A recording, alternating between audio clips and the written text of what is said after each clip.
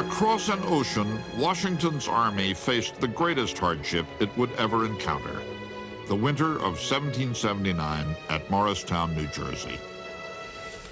It was a winter far harsher than the one at Valley Forge. There were 6- and 8-foot drifts for weeks on end. The weather was the worst winter for that part of the country in recorded history. The cold got so bad that New York Harbor froze solid. The situation of the Army with respect to supplies is beyond description. We must depend on the precarious gleanings of the neighboring country. We have never experienced a like extremity at any period. George Washington.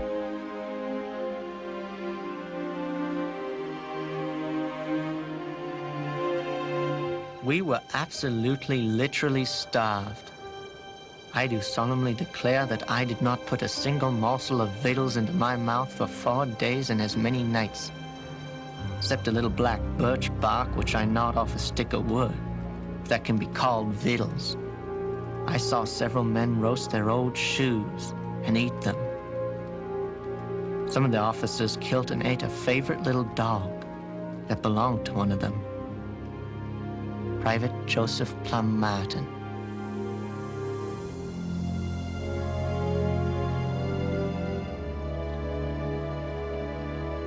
Everybody was just getting tired of the situation, you know, and it was just, I mean, it was going on interminably, and there was no light at the end of the tunnel. They weren't even fighting at that point. They were just sort of sitting, glaring at each other. So here's a bunch of men away from home. Can you imagine? Sick. I don't know how the Army stayed together. I really don't. The monster, hunger, was not to be shaken off by any efforts we could use. The men could not stand it any longer. They saw no alternative but to starve to death or break up the army, give up, and go home. Joseph Plum Martin.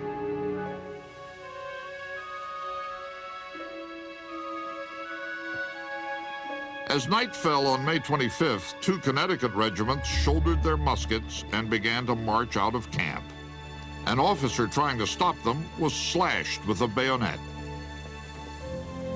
At this, tempers sobered, and the men returned to their huts.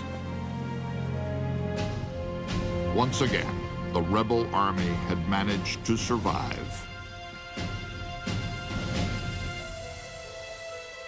1779 ended as it began, in a stalemate.